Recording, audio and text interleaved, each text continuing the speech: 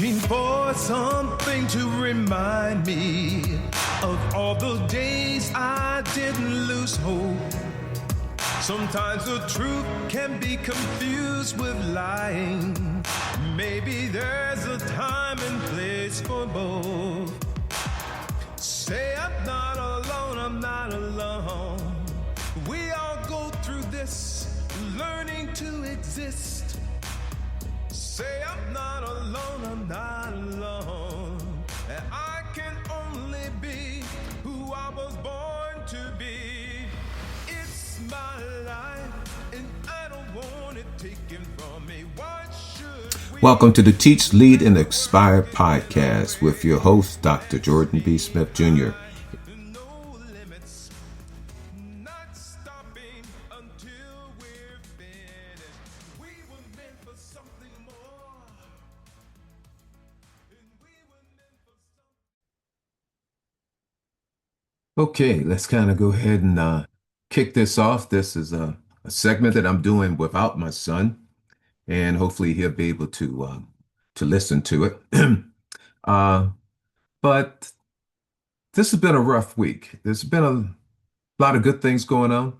I mentioned that I started this podcast because my son Jordan said, "Hey, Dad, why don't we do a podcast?" And I thought, well, why not?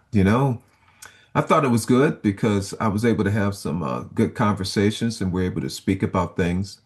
But the main reason I actually agreed to do the podcast was really because of my health.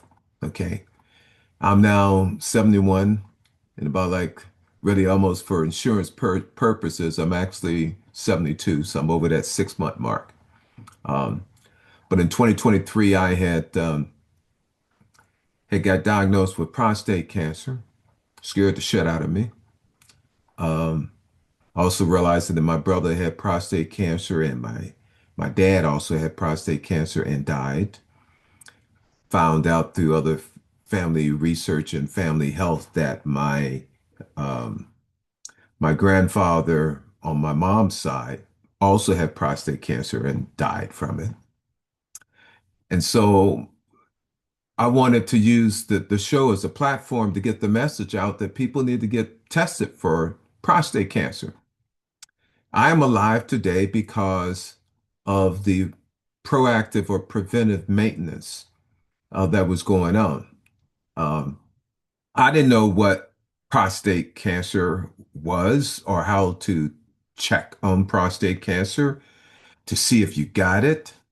Um, I know when my brother had it, he said he called me and told me about it, but at the time point, I didn't have any medical insurance and anything about going and getting tested to me sent dollar signs off in my mind, and I blocked it out subconsciously. Uh, and because I blocked it out subconsciously, didn't think it was going to impact or affect me personally, that's how I got prostate cancer. And even having a doctor, I had a good medical plan. I had Kaiser. I've been having Kaiser ever since I started teaching in 2005. But my PSA had been at normal for over 10, 15 years. It was well over the 3.2. I didn't get first started getting tested till I was 50 years old. But it had been like 6.8, 6.8, 6.9 for years. It has spiked up to 10. But then the doctors, we kind of dismissed that because I had just gotten together with my wife, Carolyn.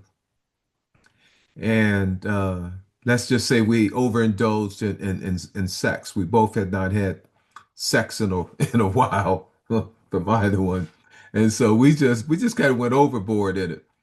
It was something we haven't had in a long time. So when I called the doctor, my PSA went up to 10, and I had the PSA test like within 24 hours of having sex. And I called the doc and I said, Doc, if I had sex 7 out of the last 10 days, would that affect my PSA? He just broke out laughing. And so uh, it was funny at the time point, but got it tested, then it was at the 6.8, 6.7 again. So everything seemed copacetic. They had me on medicine. I forget what it was at the time point, but I still wasn't flowing right. Okay. I was not pissing like a young man. And that had been going on for years. And then teaching in high school was not good for my prostate. And the reason I say it wasn't good for my prostate was because it wasn't good because I normally would go into school and I'm in classroom teaching for 3 hours and not go into the bathroom. At the public high school, you didn't have a sub, or the office was like over 150 yards away that I could pick up the telephone and have somebody come to my class. So having a problem with your bladder and needing to go to the bathroom was a problem. So that obviously did a wear and tear on my prostate. My PSA went up the first time right after I had became a teacher. After that first full year of teaching, and I finally got my medical from the school district. Then Kaiser started running tests, and when they first did my PSA, after that first year of teaching, I was at normal. And they said they wanted to do a biopsy. I had no idea what the biopsy was. I didn't have any sick leave. So what I did was I scheduled it to happen on a Saturday morning, thinking I'd be okay to go into work. So I did that, and I had no idea what the fuck I was getting into. And I have to excuse my French, and I'm making no excuses on that now. So let's just take this like a Kevin Hart show because it fucking hurt. I mean, I went into this room and had to disrobe and uh, wind up taking this gel and sticking it on his finger and sticking it up my ass to numb me. And it really did numb, okay? But then, it's good, thank God I didn't look at the rod that had to be about 18 inches damn long. And he stuck that up my ass. And then he also put another numbing on me then, and that hurt like hell. Then they waited until that took effect. And then the next thing was, good thing, they had me on the side of the bed, and glad the bed had a rail. And I'm up here grabbing this rail. And also, they gave me something to bite into, like a cloth I wanted to bite into, because he started the next phase started. And that next phase and started by them uh, clipping. I'm hearing this damn clipping sound. It would clip. It's because they were taking pieces off my damn prostate. And he did the first one and a couple. I'm wondering how many of these he's going to fucking take. He took about like 12 samples. 12 samples. The 12 times I had to have that clicking noise I heard as they were taking a sample off my prostate and putting in the damn petri jar. And afterwards, I mean, it took about like 30 minutes. But then when I had to sit up on the bed, and then I went to the bathroom, and that's when the next real awakening came to me, was the fact that things were never going to be the same. I went to the bathroom and I took my hand to wipe my ass, and the tissue was just full of fucking blood. And then I realized, I said, what the heck did I get myself into? I just said, yeah, I'll do the biopsy because that's what my doctor recommended. That's what he was recommending. I was like a good damn Marine. As a good Marine, if the doctor tells me to put out my arm because he's going to give me shots, I just put out my arm and shut my damn mouth. And that's how it was. And that's exactly what got me into that and that. Well, see, then the kicker was the fact that I did this on a Saturday. I was a new teacher. I didn't have a lot of sick leave. And also, I wasn't tenured. So it was not a good thing for me to be off away from school in the very beginning, because all they had to do is come up with any reason and they could let me go because I wasn't tenured. So I suffered. Okay.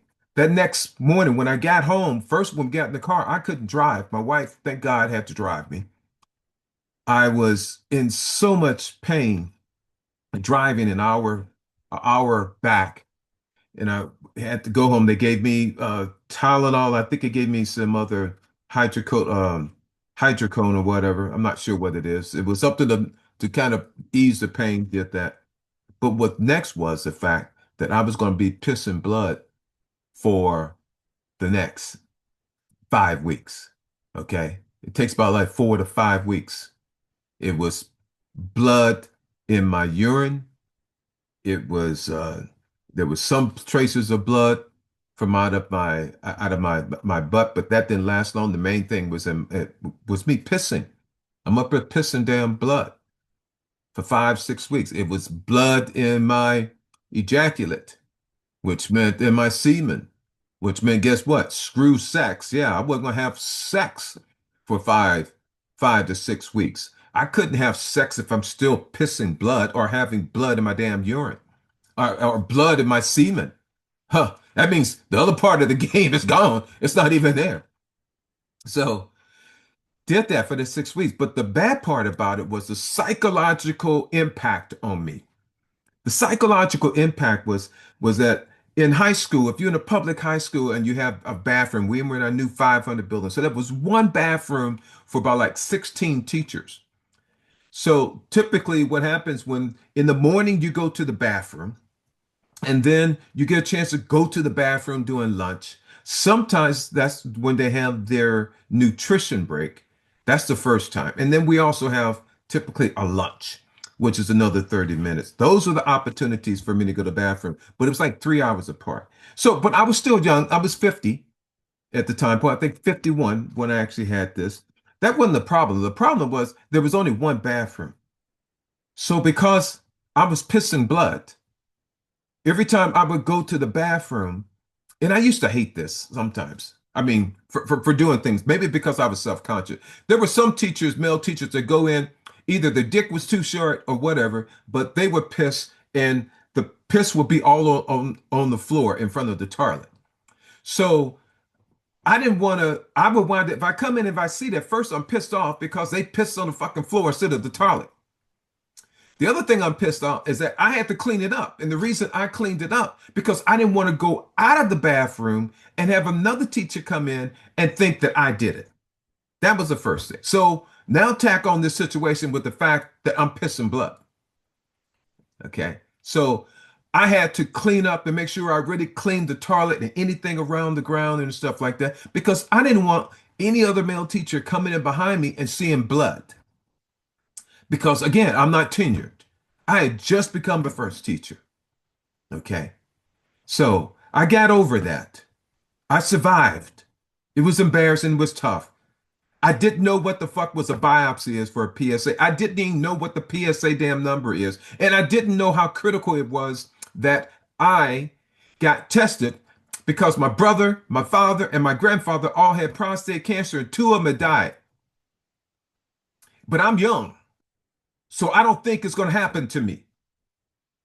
So I just keep on teaching. And I did love teaching because I was able to be impactful for students, especially with me being a black male.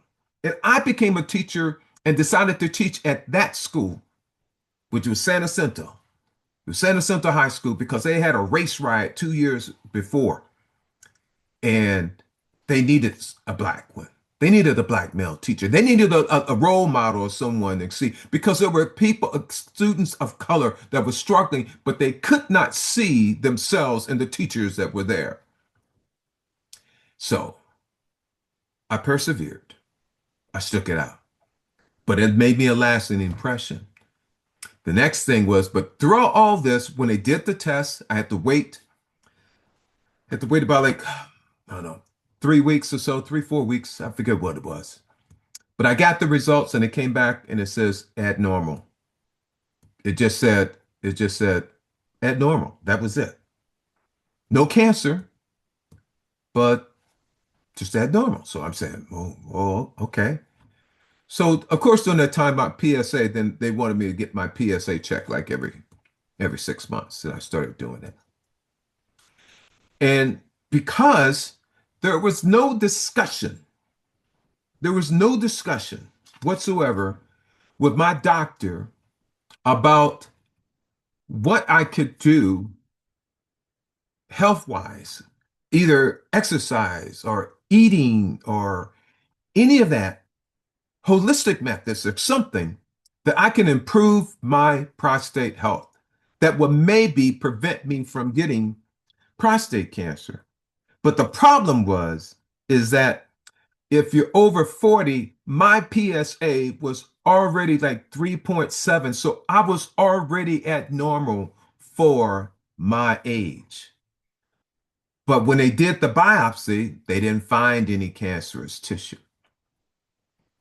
So for the next 15 years, periodically, I had had six more biopsies because my PSA crept up from the 3.2, creeping up all the way up to 6 to 6.7. I would go in and have the biopsy and the same results. But this time, because I knew what the hell happened, I didn't want to, I didn't do the biopsies during the school year because in the very first 2 years, again, I wasn't tenured and I didn't have enough sick leave. But the other thing was psychologically, the embarrassment. You don't think that put stress on my life? That I had to wait. So I would go ahead and schedule it when we had breaks, or like for instance, when we had Christmas break and I knew we had 3 weeks off, that's when I would have a biopsy, or I would have it during the summer. Okay. Um, there were times that I would do it like during the spring break, but that wasn't a long enough time period because I'm still pissing blood and having to wipe up. But I didn't have a choice because I still had to work. So I went through all that time. And then eventually what happened was I got older. My PSA was up there. They got me, he didn't have me on Flomax, but I forget whatever the medication that he had me on. And I'll probably make a note on that when I edit this segment out. But I was taking medicine, but it wasn't really working. And the end result was that I started over time. In the meantime, all this stress was on me. Obviously I wasn't sleeping right, wasn't doing everything else. Sleeping wasn't going well.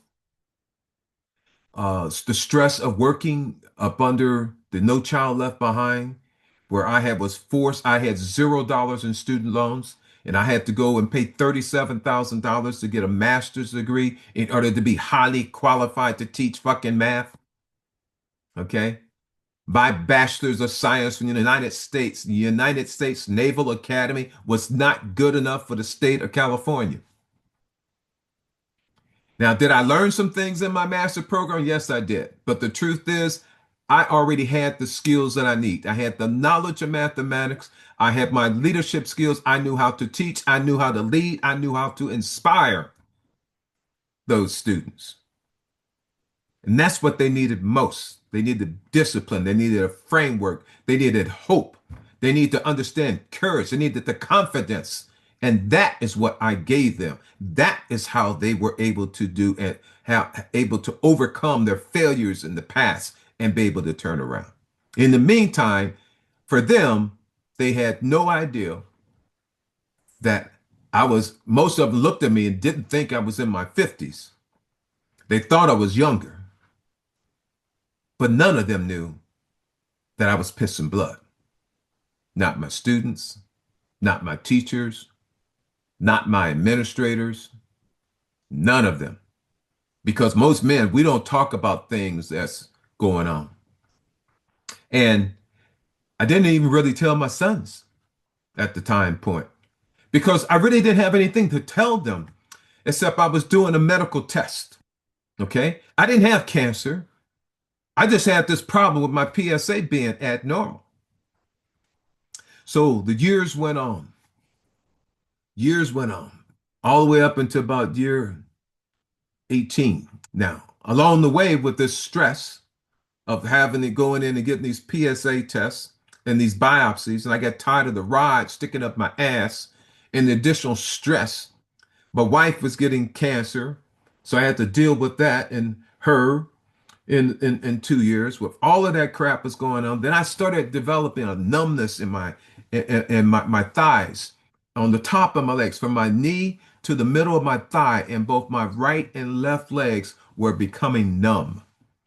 And I didn't know where the numbness was coming from. It was just there. And at first it was just annoying. I wasn't in pain. It was just getting numb. And then I was also getting numb from my hands while I was sleeping at night. I go to sleep and all of a sudden I have to wake up and my hands were numb. Okay. And so I went to my primary doctor and I also along this way of that, then you added in my blood pressure started going out of whack. My cholesterol was over 250 for years. My cholesterol had been there. And then finally I changed out of with doctors to a new doctor. And then they decided to put me on cholesterol medicine, put me on blood pressure medicine. In the meantime, I got this thing about prostate cancer coming down the road. The damn train has left the station. It is on the track. We're in a tunnel right now. And I got this numbness. So finally, I decided that I was going to start taking things into my hand and started researching. And this is before AI and the chat GPT. Okay. God, if I'd had chat GPT when I was going through this shit, I would have made different decisions. Okay. But part of it, again, I was a breadwinner. I had family members to take care of. Uh, I was working summer school. So when everybody was off summer school, I was still working. I was working, you know, the extra 6 weeks so I can get an extra $5,000, $6,000 because things were expensive. And it wasn't just me and the wife. See, at first when we got together, there were kids and stuff, but within 3 months, we had an empty nest and it was just us. And then one by one, the kids start fucking up. Then we had to take a grandkid, instead of going to CPS. Then I had to bring one of my sons back that were living away because he was fucking up, and I had to do that. Okay. Then another one. The next thing I know, we're in a 3 bedroom, 2 bathroom house and got 6 damn adults and 4 damn grandkids. Needed a bigger house. That's why I was working summer school.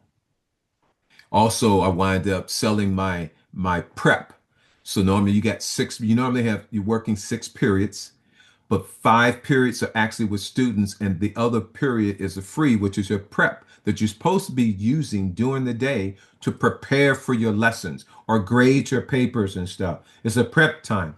I sold that prep to go and work in the EAC for students which were late or had discipline problems. They would send them to this one room and you always had a teacher in there. So I would do that and sell my prep every day. Why? Because I needed the damn money. I needed the money. Okay. So I did that. And that was just more wearing out. My alcohol consumption went up. My weight went up. My cholesterol was screwed up. My blood pressure went up. And now I got this damn numbness in my legs. And so the numbness, I finally went to my doctor and I said, you know what? This is not working. Okay. I said, I've done 6 biopsies. You haven't found anything. Okay. I got numbness in my legs and you can't explain to me what is going on. He's giving me nerve pills. None of that shit worked. And I said, I need to know what's going on. I said, I want a PET scan. Okay. An MRI PET. I demanded a PET scan and he scheduled it. The other thing was when my wife had died. So in 2017 to 2019, right before the pandemic, my wife got diagnosed with stage 4 lung cancer. And so I was going to work and then I was coming home and then I was being nurse and caregiver. And the other part about being the nurse and caregiver for me was that so I'm going to working full time, then I'm coming home and doing this. She's not sleeping, I'm not sleeping. I'm getting 3 goddamn hours of sleep a night. This is going on for 18 months. It's because I remember when we went into the doctor, and the doctor told her she had stage 4 cancer. What can she do? She cried And all she wanted was to spend more time with us because she had finally found me that was the love of her life, her soulmate. And all of a sudden, the time that she envisioned of growing old and having us do things together was just gone. Shot to hell. Shot to hell. So finally, I get the MRI. And when I did the MRI, looking for something about my nerves, he couldn't find anything. But what they did find on the MRI, they found a lesion on my prostate. So now this time when you're doing the biopsy, they just randomly picking shit, picking spots because there's nothing to tell them. But this time on the MRI, they found a lesion. So next what they did was that now they're going to say that the doctor told me these nasty damn words I didn't want to hear. He says, we need to do a biopsy. I said, fuck it. He wants to stick a rod up my fucking ass again. So we go in, except in this case, it's going to be a sonar as a ultrasound guided because the pathology report showed where the lesion is and they could see it. So this time when they did the biopsy, they did the sonogram and they used the tools and technology to go in and pull the biopsy from that exact spots. That's what it did. So this time I had to go in for the biopsy because we needed to know what that lesion was. Was that lesion was the root of the problem that was actually causing my numbness? Don't know. Can't tell until you go in and test it. So we went in. Again, the pain. Again, I wind up delaying it so that it was doing I think in this case was Christmas, so that I'm doing the majority of the bleeding and stuff to lessen that impact. To do that, done the tests, the results came back, and the results came back in like February, and it said that they found the cancer. So I had prostate cancer. They gave me a Gleason score of 6, and they gave me a stage 1. And so the problem was because my PSA had been at normal for so long, they did not know or could not tell how long that lesion had been there. If I didn't do the MRI with contrast, they would never found the lesion. If I didn't have numbness in my legs, they wouldn't found the fucking lesion.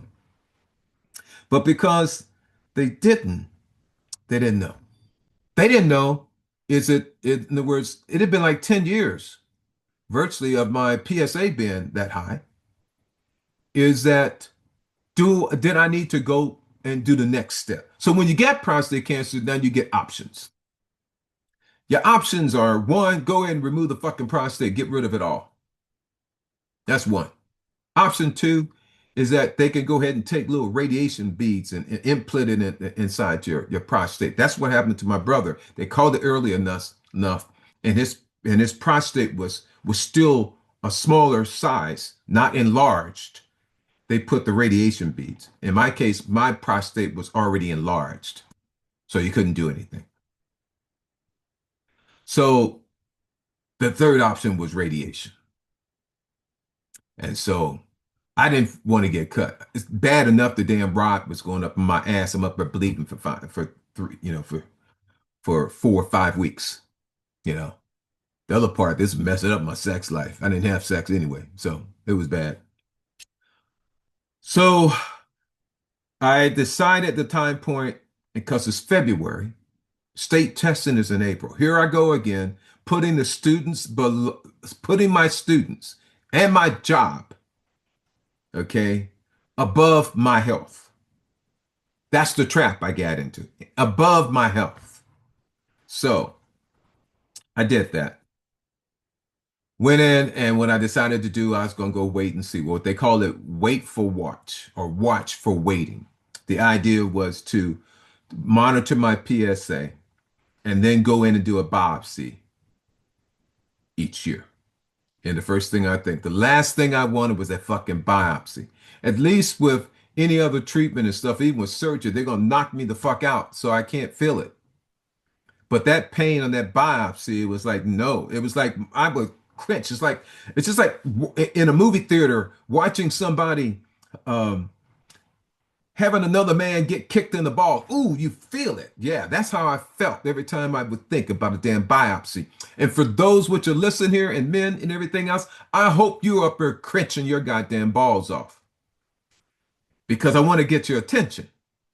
Okay? Because this is some serious shit. So I decided to do the wafer watch because of what was going on with my students once again. And I was fine and content with it. Because I didn't have to have my PSA for another 6 months, and that was fine. But at the time point, see, I'm over 50, so I'm in my 60s. Okay. I guess really I was like 60, 68 at the time point.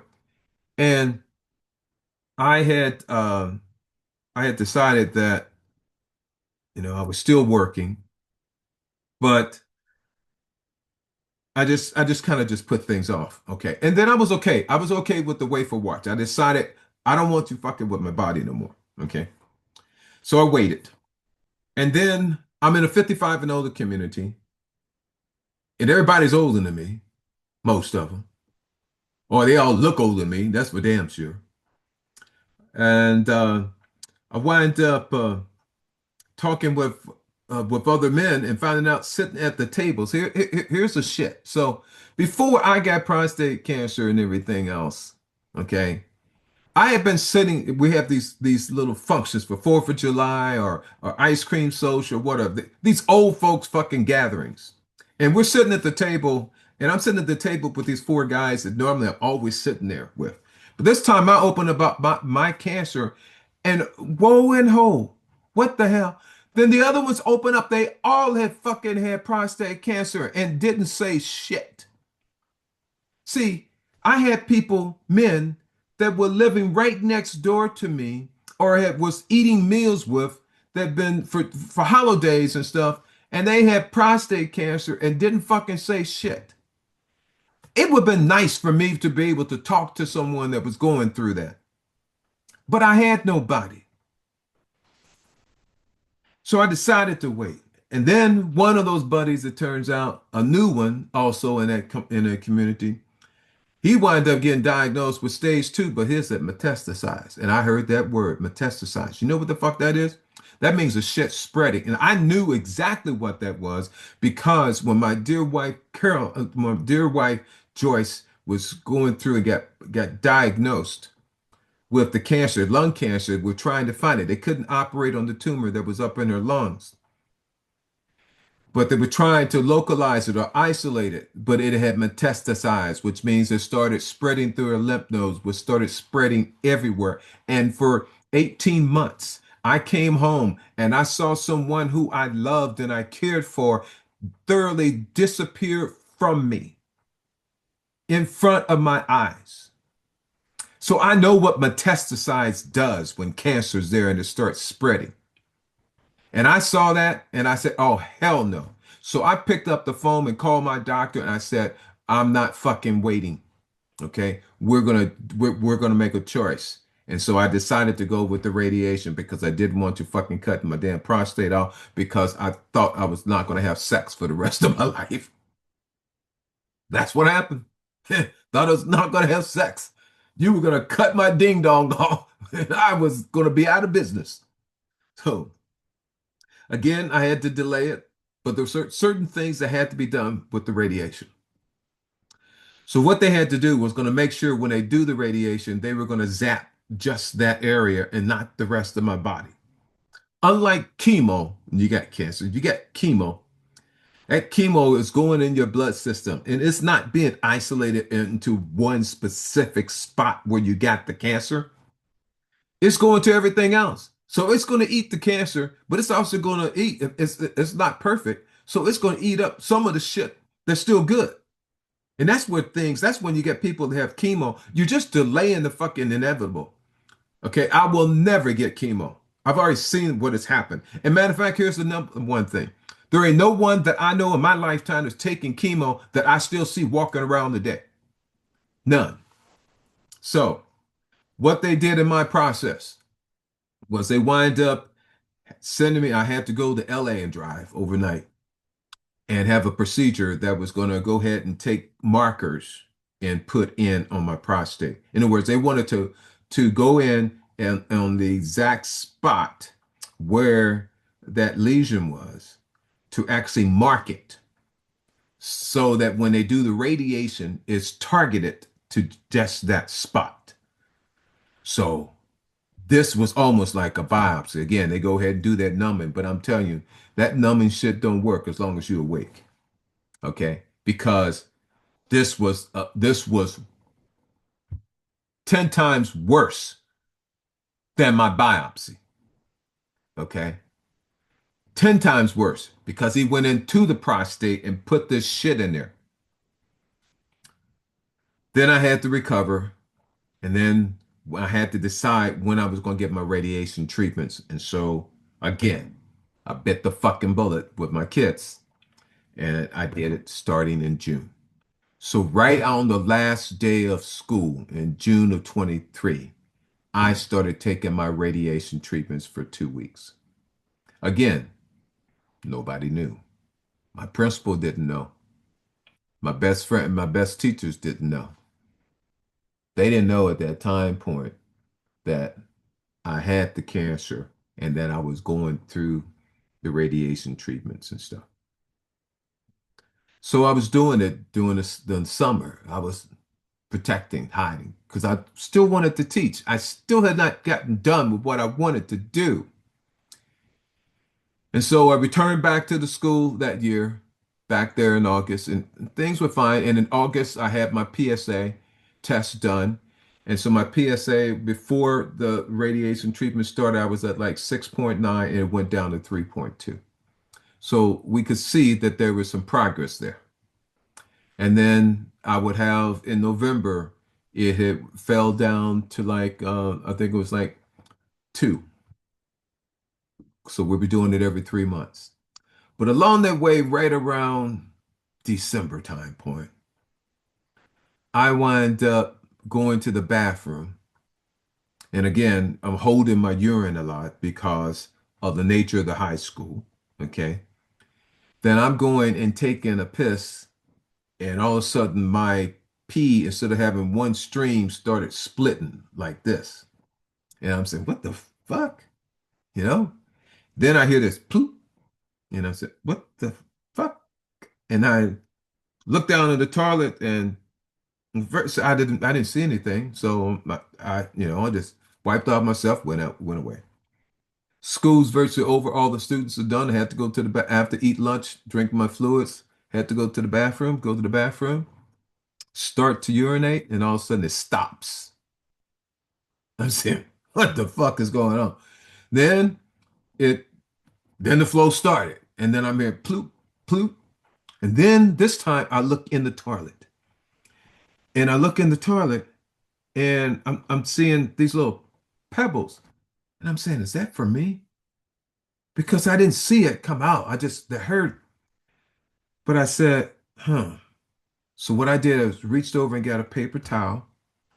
And what I did is stuck my hand in the toilet and I pulled up the little pebble that looked like little pink, almost looked like Pepto-Bismol. Okay, dried Pepto-Bismol. That's what it looked like. And I put the pedal and I put it and wrapped it in the paper towel and stuck it in my pocket. And I didn't think anything about went on going about doing what I was doing. Got home that night, and when I got home, I had went to the bathroom, and all of a sudden, it happened again. Splitting my urine, starting, stopping, plop, plop. Put my hand in there. This time, I went and got a little sandwich baggie and took the sample that I had from the morning and these new ones I collected and put it in. Then I got scared because what the fuck was going on? I know it wasn't a kidney stone, but why in the heck was I these things there? And the other thing was my urine flow. So I wound up calling my doctor and I got an emergency telephone visit with my doctor. I had a new urologist, and this time it was a female. I hadn't met her, but I knew it because the other guy had retired. And I explained to her what was going on. And so she immediately did two things. The first thing she did was wrote me out a prescription for Flomax. And the second thing she did was she scheduled me for a CT scan. And then she also scheduled me for a doctor's visit. All three. That's what she did. So I wind up she did those and she pushed the buttons, whatever. And so I go down to the medical clinic and I got my medication and they said my CT scan was ready. So then I did my CT scan. And the results came back. And also I took the samples back. I took those to the lab. So when they did the testing on the lab, they did my urine, they did my urine, and they did the samples of that. And when they did that, it found out that it was uric acid. Okay. So the doctor thought initially that, and then she gave me the Flomax. And when I started taking the Flomax, I started peeing better. Okay. I started peeing. And so we thought that, oh, that was good, that the Flomax is there. Maybe it was just a couple because I wasn't in any pain or anything. But the doctor still scheduled a visit. So did the visit and then the visit again. Guess what? Now the pain. Now instead of going up my ass, now they're gonna go up my dick. Yeah. So now they're gonna stick a rod in my down pee hole. Yeah. Because they need to get in my bladder to see what's going on. And I'm up there laying down, and here it is. I got these two women. I got a nurse, female nurse, and I'm just wondering, but think I said, what happened to the times if you have a male doctor that and you're working on the female that they're always going to bring another female in just to make sure. But in this case, if I'm a male and you got two females in there, ain't nobody saying shit. Well, I wasn't complaining, but I wasn't in a position to be doing anything either. But anyway, the doctor goes in, she goes in, they have to numb me up in order to go down my tube. And she goes in and she starts to look and she says, "Oh, I I think everything's okay now." And then all of a sudden she says, "Hold up, wait a minute."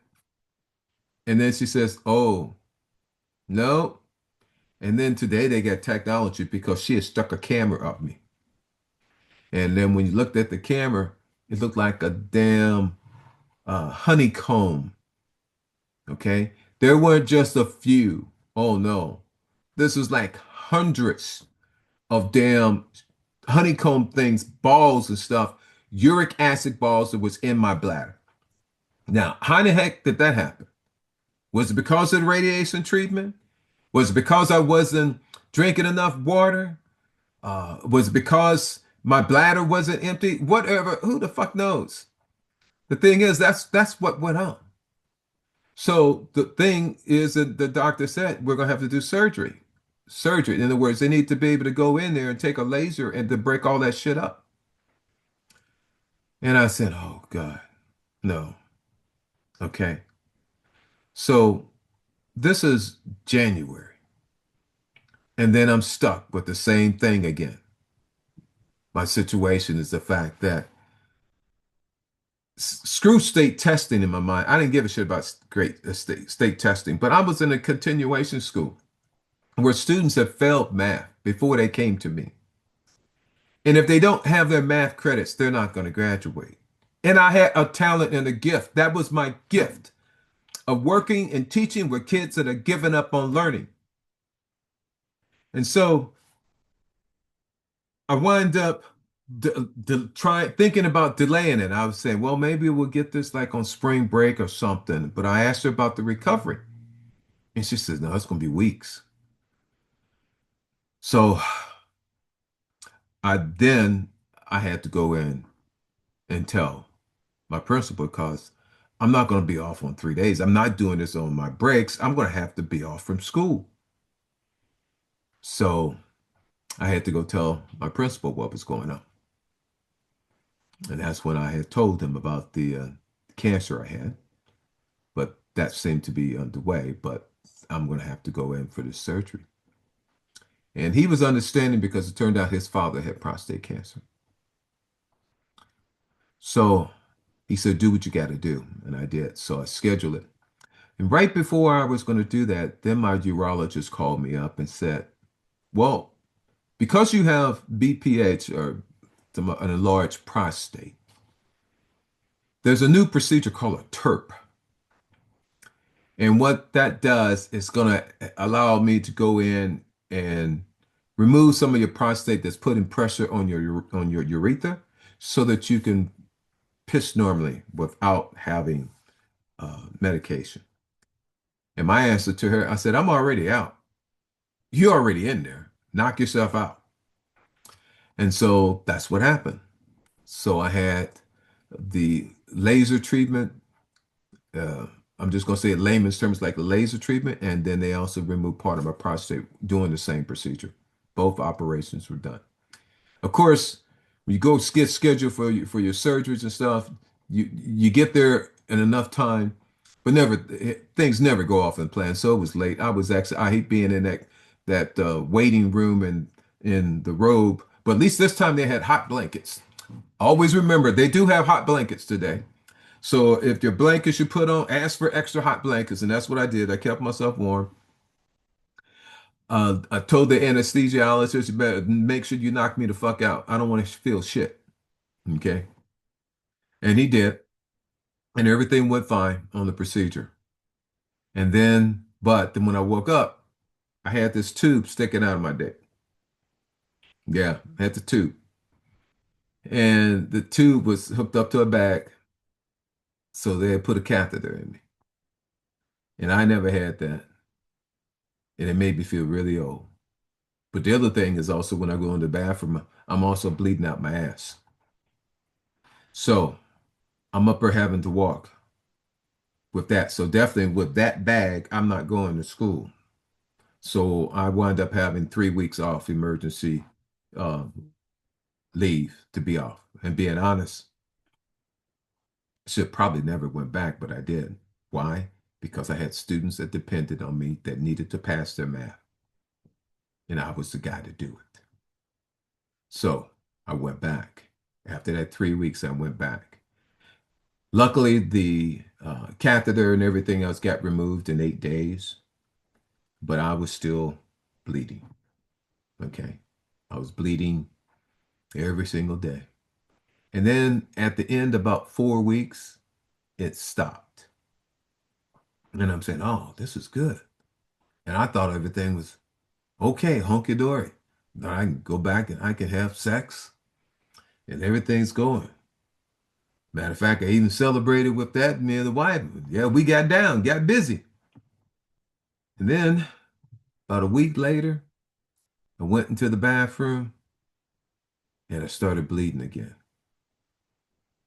And I just started bleeding again. And then I went to emergency room because I wanted to know what was going on. And he did all the tests, did the urinalysis, did everything else. And the doctor came back and said, no, this is normal. So I said, okay, if that's okay, then why was I bleeding? And then I stopped. And then it started. And then he kind of explained it to me. It's like this. So when they went in and they cut, obviously there's blood there. But then eventually it's coagulating and it's drying up like on the scab. But eventually, just like if you've hurt your arm and you got the scab, then what happens? You got the irritation.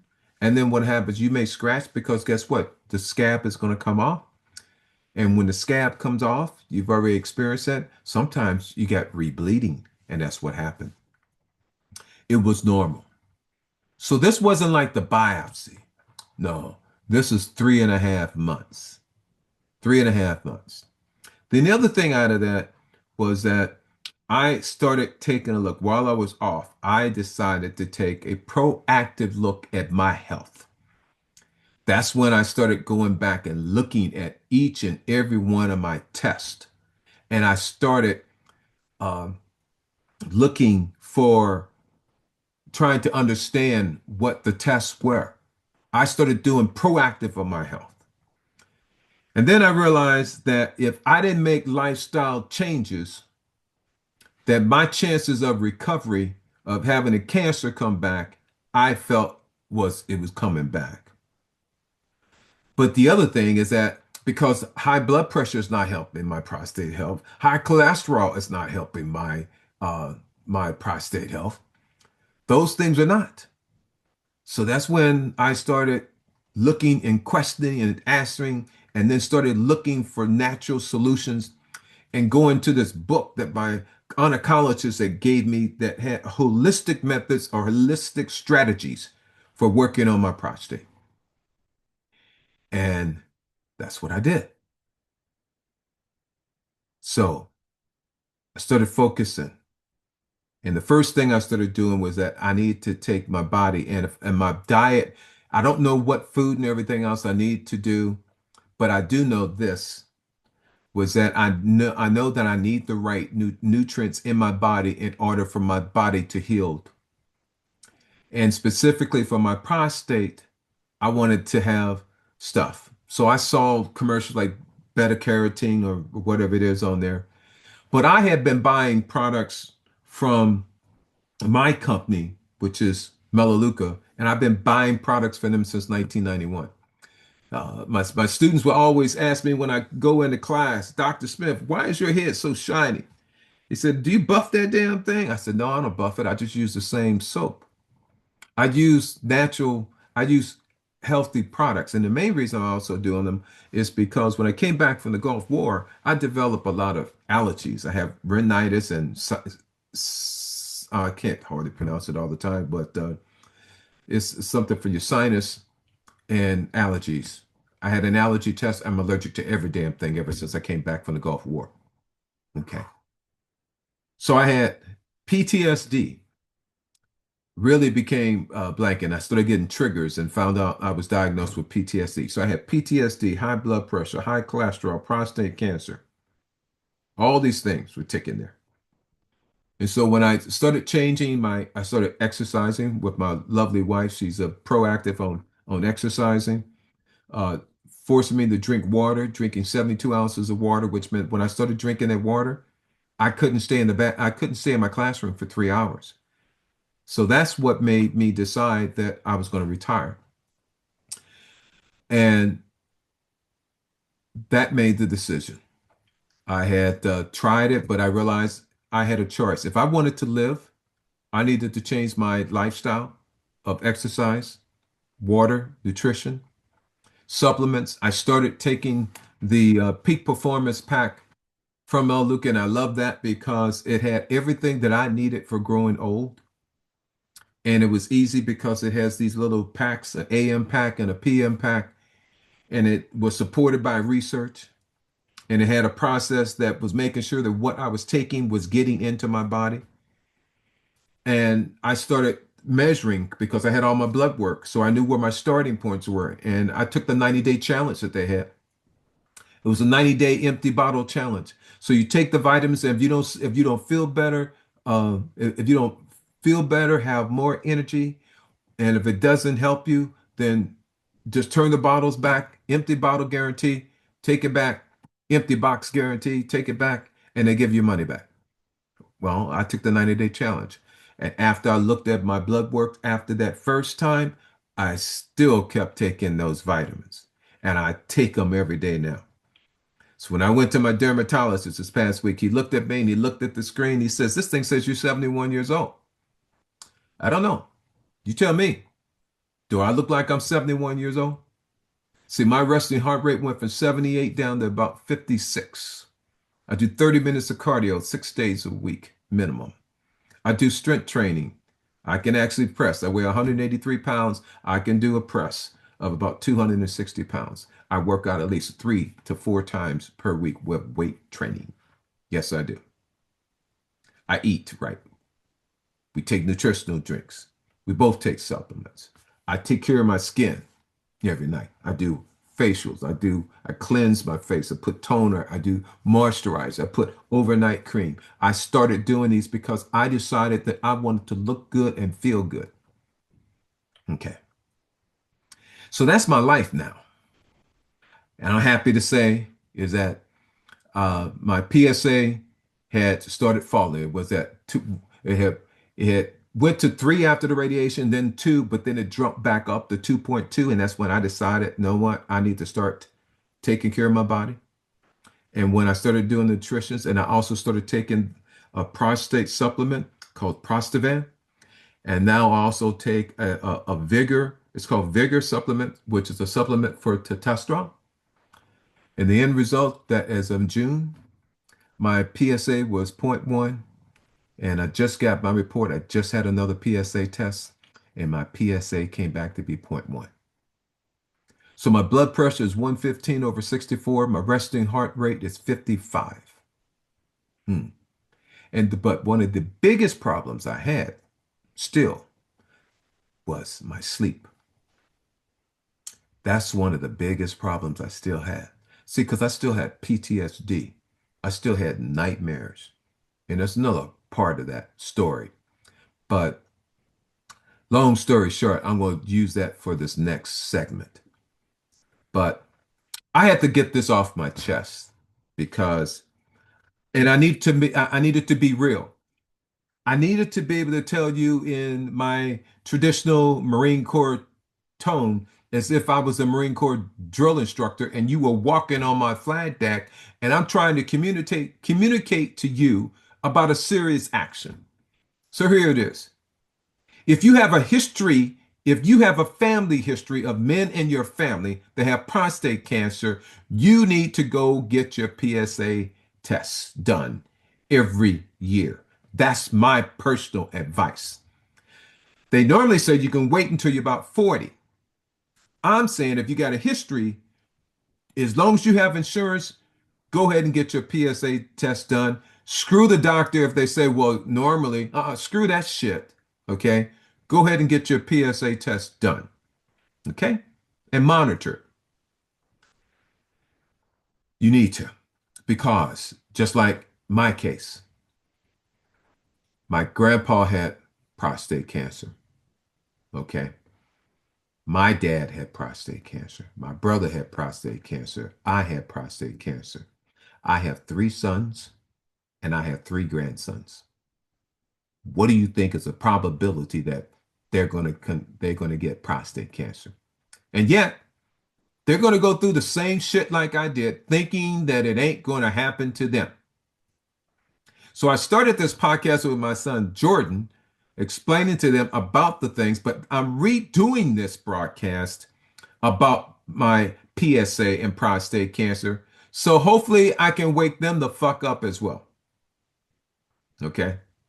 Because one of them tells me he's already done it, but I caught him in a lie because he told me one number and then he told me the other number and they didn't match. See, I'm a math guy. So if you give me a number, I'm going to remember the shit. So guess what? This is it. I've done my job. I told you that there's a family history. And if you don't go ahead and get it done, everything I just explained to you in this episode, okay, of a father to son communication, I'm talking about your ass. I'm talking about your future sex life.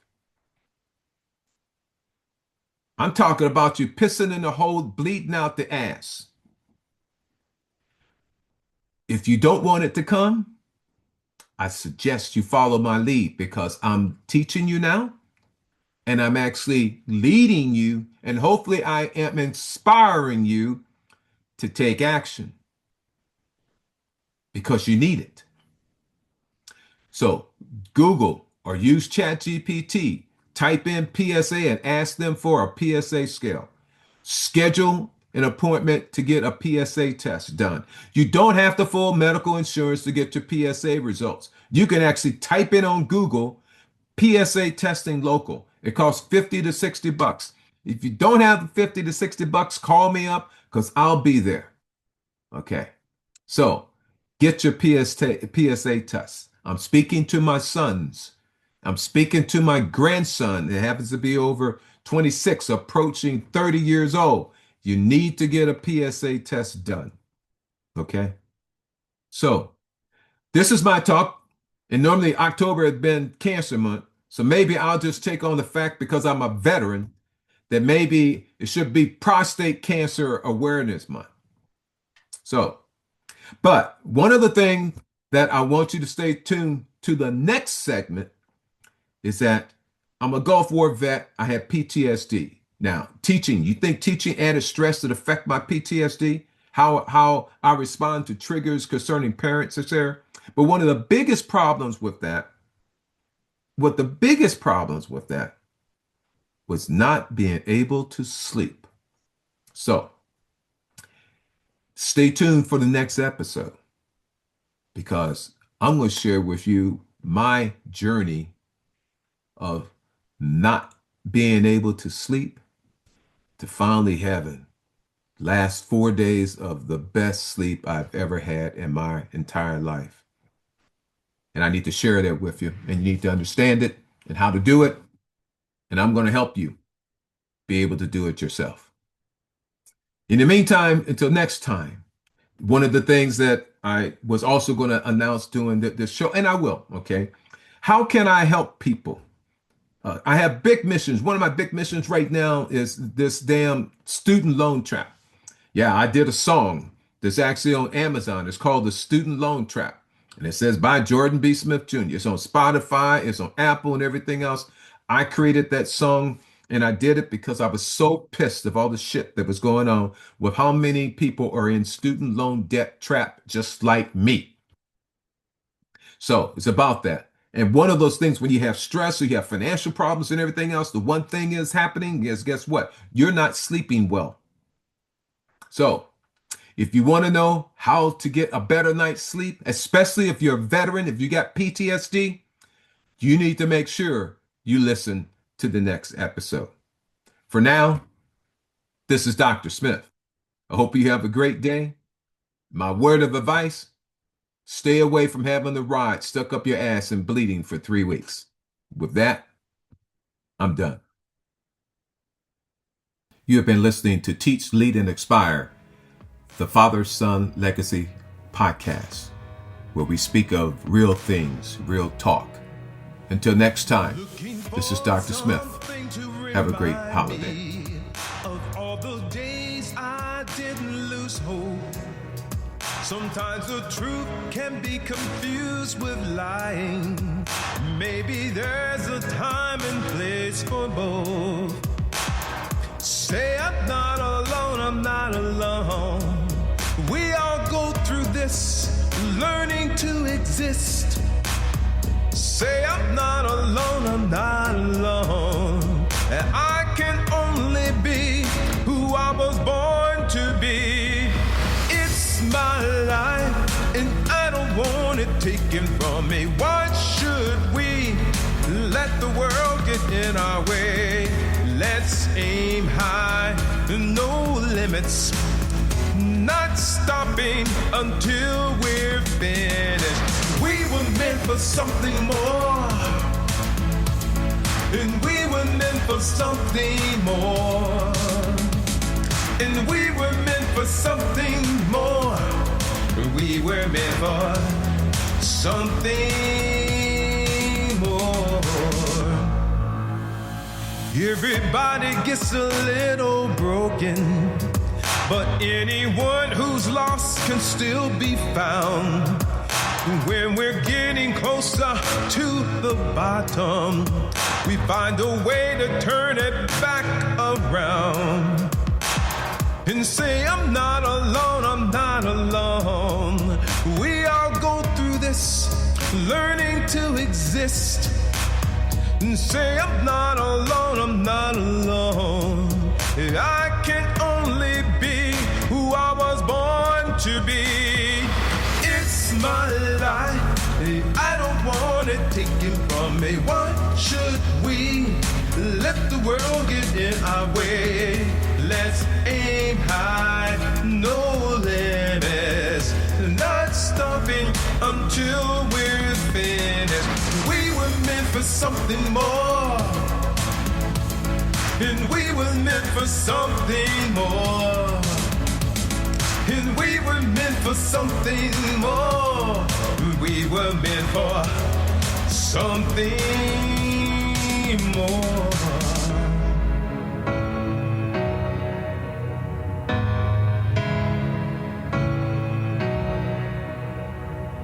And say, I'm not alone, I'm not alone. exist and say I'm not alone, I'm not alone. I can only be who I was born to be. It's my life and I don't want it taken from me. Why should we let the world get in our way? Let's aim high, no limits, not stopping until we're finished. We were meant for something more, and we were meant for something more, and we were meant for something more, and we were meant for something more.